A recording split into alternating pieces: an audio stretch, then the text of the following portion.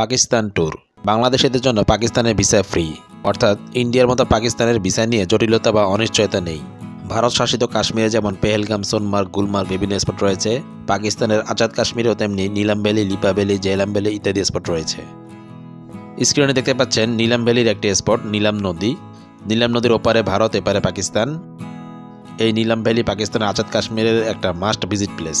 আজাদ কাশ্মীরে আসার জন্য পাকিস্তানের রাজধানী ইসলামাবাদ থেকে মুজাফফরাবাদ আসতে হবে। মুজাফফরাবাদ থেকে কাশ্মীরের এই নীলাম ভ্যালিতে আসতে সময় লাগবে 3 থেকে 3.5 ঘন্টা। ইসলামাবাদ টার্মিনাল থেকে 30 মিনিট পর পর মুজাফফরাবাদের বাস ছাড়ে। ইসলামাবাদ থেকে স্কাইওয়েজ এবং কাদরি ট্রাভেলস এই দুইটা কোম্পানির বাস মুজাফফরাবাদ যায়। ভাড়া শ্রেণীভেদে 900 থেকে 1200 রুপি। এই দুই বাসের টিকিট আপনি কাউন্টারে গিয়ে সশরীরে কাটতে পারবেন। এছাড়া অনলাইনে টিকিট কাটতে চাইলে bookcaro.com থেকেও টিকিট কাটতে পারবেন।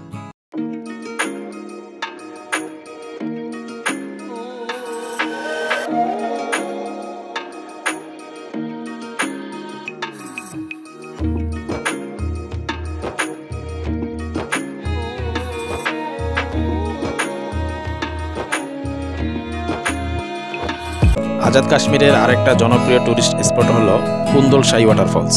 কুন্দল শাহী ওয়াটারফলসকে অনেকে জাগরণ ওয়াটারফলসও বলে। অ্যাকচুয়ালি ঝর্ণা বলতে আমরা যেরকমটা বুঝি, এই ঝর্ণাটা সেরকম ঝর্ণা না, এটাকে কোনো একটা জলপ্রপাত বলতে পারেন।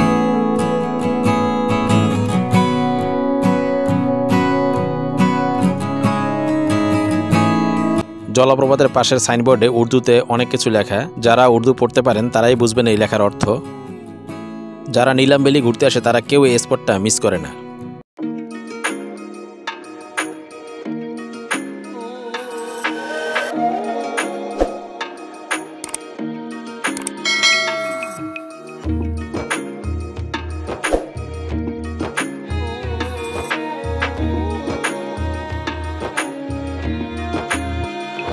পাকিস্তানের সাথে বাংলাদেশের সড়ক যোগাযোগ নেই।